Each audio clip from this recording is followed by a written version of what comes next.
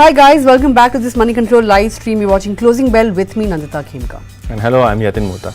Well, Yatin, after a wobbly start, we did manage to stabilize, so much so that we, briefly crossed that 22,500 hurdle. We didn't really close above that level, but we did manage to conquer that level briefly.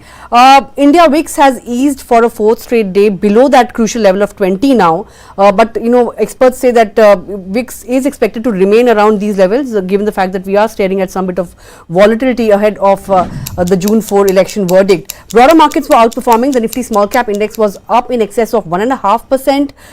Breadth was in favor of gainers. NSE advanced decline ratio was at 2:1.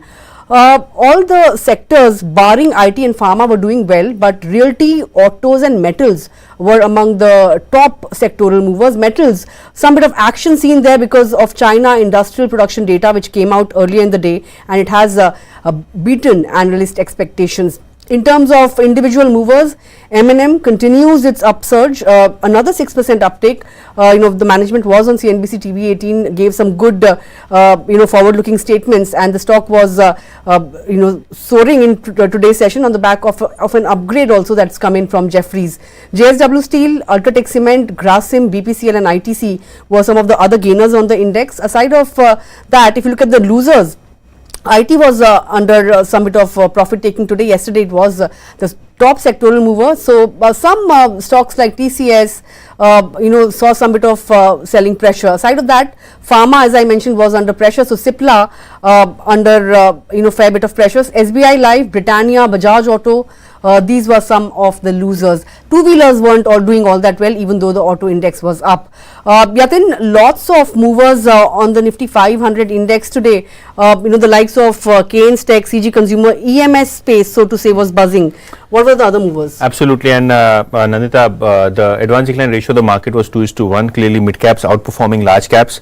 If you look at the gainers, Crompton Consumer, Kaynes were the key result reactions. In fact, Kaynes has been guiding about strong momentum in their PCB business, which is the circuit board business, and also the semiconductor story probably would play out. Crompton, on the other hand, after years or probably quarters of underperformance in results, and especially after the Butterfly Gandhimati acquisition, finally there was some momentum in their overall growth story. Stock moved 16% higher. In the PSU basket, Mazgaon Docks, BDL, MOIL, all of these stocks surged in double digit. In fact, Mazgaon Dock, BDL were up 12% and MOIL was locked in upper circuit at 20%.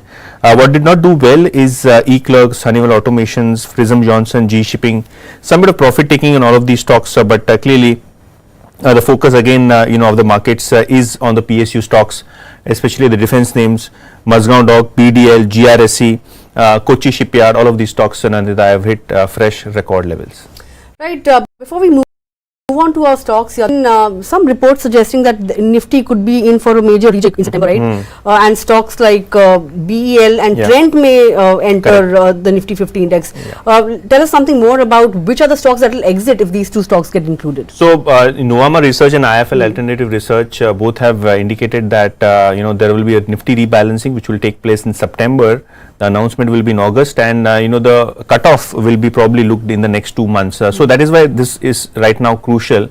BEL and Trent, these are the two stocks which are most likely to come in the Nifty 50 if there are no changes in the F&O space. Wherein if Zomato and Jio Financial get included, then they would be the probable candidates.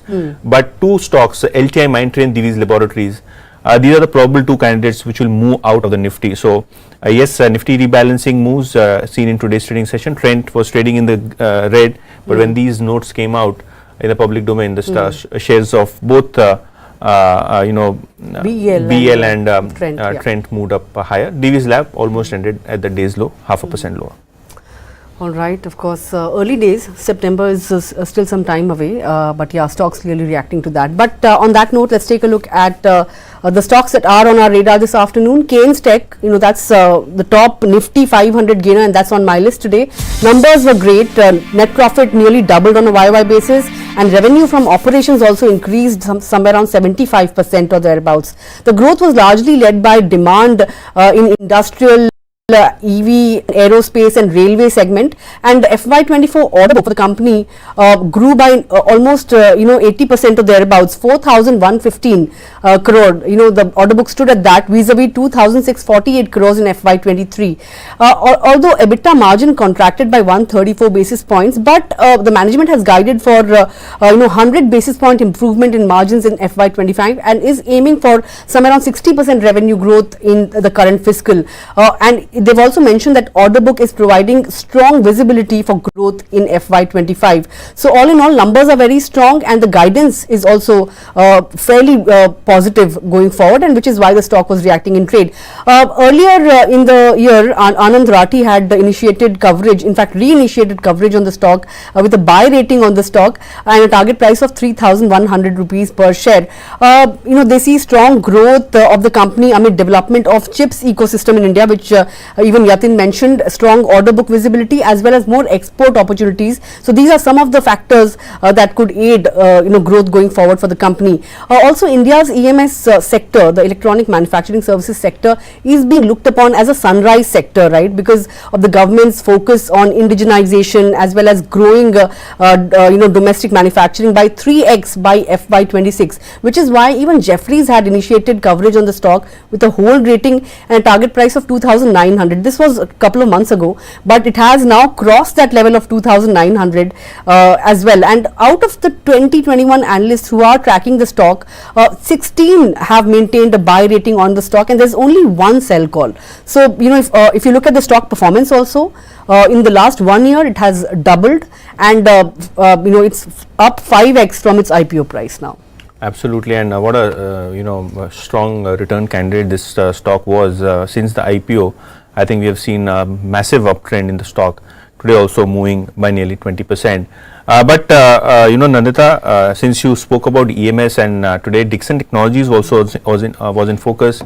The results were not that great versus market expectations, but I think the guidance is what really mattered in the stock price move today.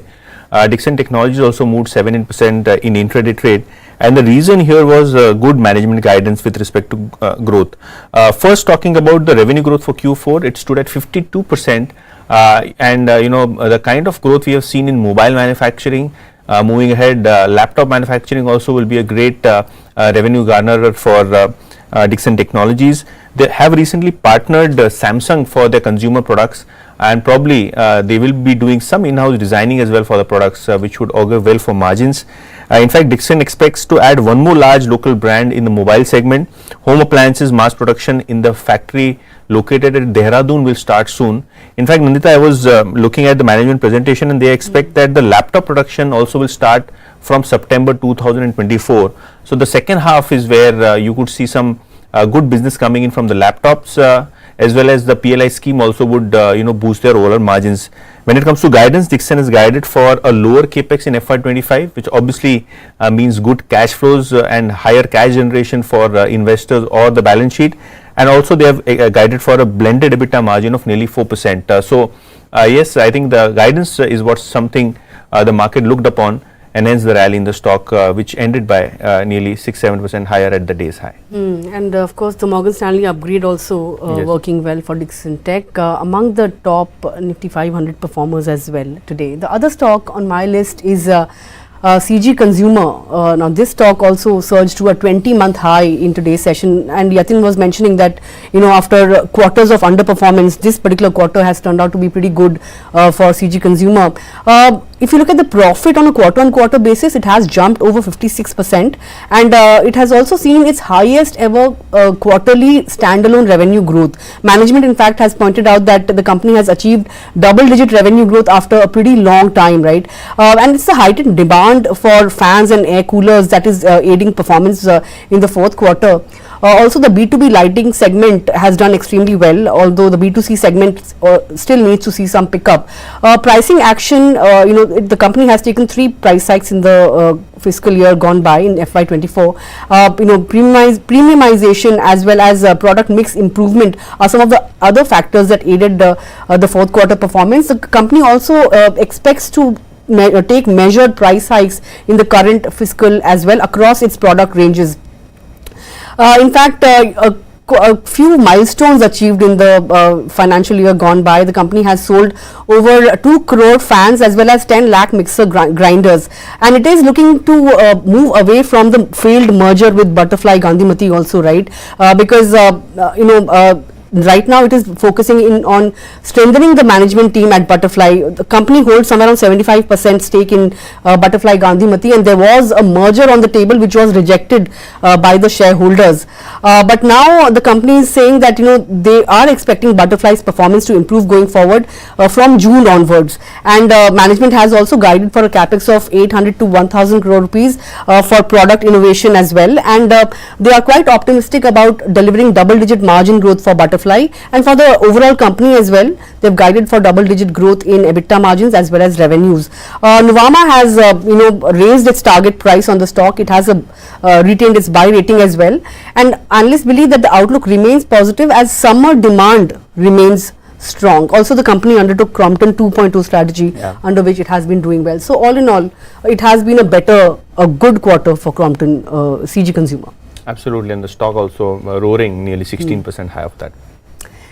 Well, with that, we've come to the end of this edition of Closing Bell, but it's not the end of the week, Yatin. Tomorrow we have an extra trading session, so we have to work tomorrow. So I won't say have a great weekend to you or to our viewers. Come back and join us tomorrow morning at 9 a.m. on Opening Bell. I'll see you there. But for now, have a great evening and stay tuned to Money Control for all your other news and updates.